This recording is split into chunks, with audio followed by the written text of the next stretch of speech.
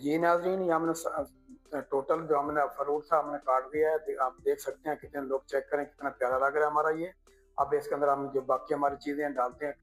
तो इसकी क्रीम तैयार करने के लिए मैं ये इसमें क्रीम में दही डाल रहा हूँ, वाली मेयोनीज डाल रहा हूँ, मैं चीनी डाल रहा हूँ, ये नमक डाल रहा हूँ और ये काली मिर्च डाल रहा हूँ। इसको हम मशीन से बीट कर लेंगे, फिर आपको दिखाते हैं। तो ये नाज़रीन इसको बीट करते हैं, आपको दिखा रहे हैं, ये देखें अपना इंशाल्लाह। तो इसको हमने अच्छी तरह बीट करना है, इसका फॉर्म सा बन जाए ना। नाज़रीन इसको हमने बीट कर लिया, अब इसको हम फैला के डाल देंगे अच्छी तरह।